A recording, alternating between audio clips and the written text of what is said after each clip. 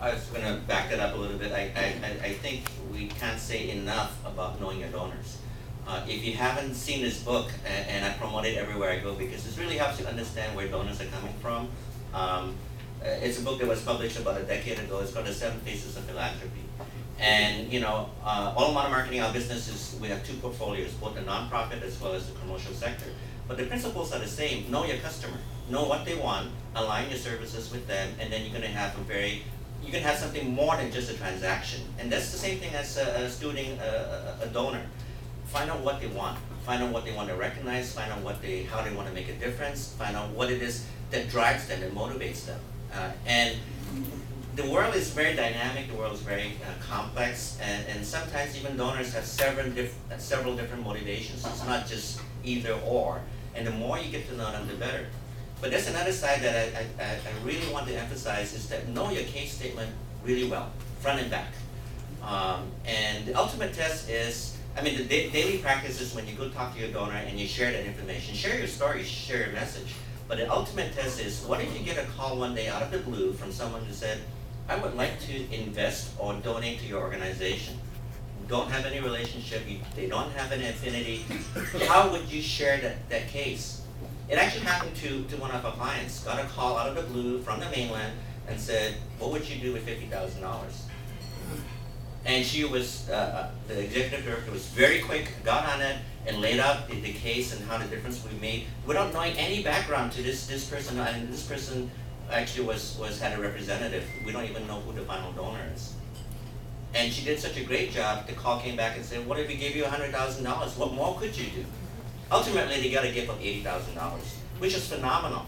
And you think this is a basic thing, but there are many times when put on the spot, we don't know how to articulate a mission, at least in a way that's really powerful and compelling. So know your case statement front and back. Be ready with it. You can have a 30-second elevator speech version. You can have a 30-minute presentation version, but you gotta know it front and back. And just to jump on what Alan was saying, sometimes when I do trainings, we do ask that question. If someone walked in your door and had $100,000, what would you use it for? What would you talk to that person about? And very frequently, what people come back with is, sounds like a grant proposal. Oh, Laura, we're gonna do this, here's a statistic, here's this. I'm gonna urge you to humanize it. Yesterday's panel, one of the panelists talked about touching people's humanity.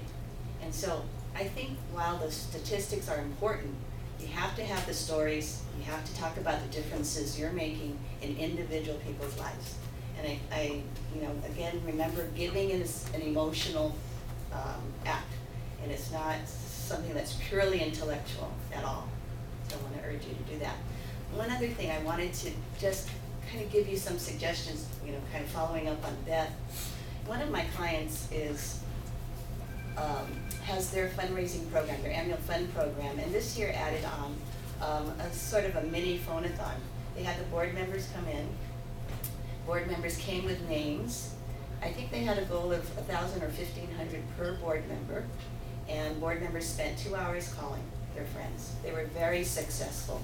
It took 2 hours out of board members' life.